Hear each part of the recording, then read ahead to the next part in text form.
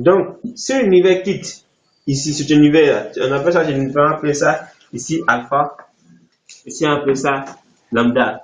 Si lambda veut entrer dans alpha, lambda va obéir à cette fonction. Lambda va exposer à fonction alpha.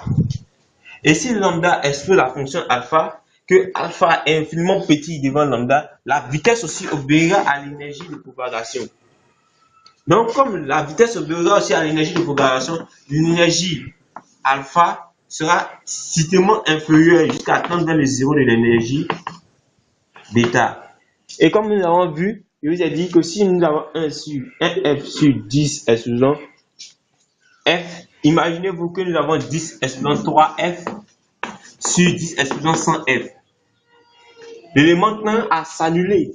Donc, comme l'élément tend à s'annuler, au fur et à mesure que le toit va commencer à grandir de manière en rentrant dans cette différence d'univers fini par rapport au centre. C'est-à-dire qu'elles sont finies par rapport à celles qui sont à côté d'elles. Celles qui vont en profondeur. Mais elles ne sont pas finies par rapport à la chose, elles sont finies par rapport à celles qui vont en profondeur. Tandis que le zéro qui l'entoure est celle qui la délimite. Comme elle délimite, elle peut délimiter le RF. Comme elle peut délimiter le 1000F. C'est-à-dire que si nous sommes dans 10 dans 1000F, on ne parle plus du RF. Parce que le RF tend à devenir zéro.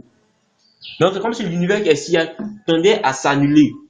Directement, lorsque le tout noir est grandi de manière exponentielle, elle va subir une force qu'on ne peut pas maîtriser, que les atomes qui sont autour de elle ne peuvent pas maîtriser. Alors elle va exploser dans l'espace pour transformer tout ce qui est à l'intérieur. Or, en transformant tout ce qui est à l'intérieur d'elle, elle va créer ce qu'on appelle un tout noir, un espace temporel. C'est-à-dire l'espace temporel que vous voyez ici permet la communication des éléments 1000F. Elle permet de communiquer entre les éléments 1000F entre eux. Mais pourquoi elle ne communique pas les éléments 10F? Parce que les éléments 10F tendent à s'annuler. C'est-à-dire que les éléments 10F seront ce qu'on appelle l'enregistrement de ce qu'on appelle l'enregistrement des éléments 1000F. Tous ces éléments, tout ce centre-là, rend tous ces éléments-là nuls. Donc, elle enregistre tout ce qui se produit à l'intérieur. Donc, elle va propager maintenant sa lumière à l'intérieur de tous les éléments de l'espace. Parce que pourquoi le ciel, l'univers se forme et se déforme. Elle se forme pourquoi? Parce que lorsque l'élément qui est ici a commencé à se métamorphoser, le centre a commencé à chauffer. Et le centre est devenu infini. Lorsque le centre de l'univers est devenu infini, elle a propagé les éléments à l'extérieur. Les éléments sont devenus finis. Arrivé un moment, elles ont tendu à s'annuler. Pourquoi? Parce qu'elles ont rencontré des éléments nuls qui existaient alentour. Ces éléments nuls qui existaient alentour, elles ont mis en elles des lois. Et ces lois-là ont créé des éléments finis mélangés aux éléments nuls. Donc, ces nuls permettent d'enregistrer. Le centre permet de garder les informations. C'est elle qui, en réalité, qui propage les informations dans l'espace. Elle garde les informations, elle les découpe, elle les enregistre. Elle les propage, elle les découpe, elle les enregistre.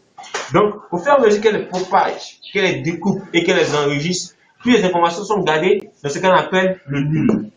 Tandis que l'infini, qui est elle, est une suite de fini. Donc, la suite de fini s'enregistre dans l'infini. Donc, c'est pour ça que nous pouvons voir souvent des choses, comme des choses qui se passent dans l'univers, comme étant enregistrées. Et on se dit quoi? Que ces choses qui sont enregistrées dans l'univers ont disparu.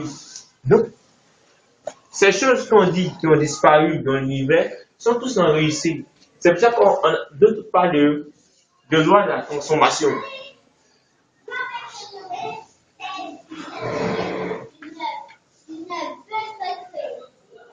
Ah bien ici. C'est pour ça que d'autres parlent de la loi de la transformation. La loi de la transformation, c'est quoi? En réalité, lorsqu'on parle d'un phénomène extraordinaire basé sur la mémorisation aussi obéit à cette loi-là. Pour mémoriser un élément, il faut que l'élément forcément l'enregistre dans l'élément alpha. C'est pour ça que le cerveau va de cette manière, il fait sur cette fonction-là. Elle crée des éléments alpha, des éléments bêta, des éléments lambda, jusqu'à ce que les éléments tendent à disparaître. Et lorsqu'elles tendent à disparaître, elles vont à l'infini pour répercuter, pour trouver ce qu'on appelle l'enregistrement. Et au fur et à mesure, ça enregistre. L'infini est tellement large que le nul permet l'enregistrement de l'infini. Donc, cette loi permet d'expliquer la loi de Tournier. C'est la loi de Tournier. Il suffit de se baser sur le centre infini dans les zéros et de pouvoir relier chaque atome entre elles. On trouvera alors l'explication de tout ce qui existe et peut exister. Par ce théorème, nous allons faire un petit exemple. Nous allons faire un exemple en parlant du théorème sur le cancer.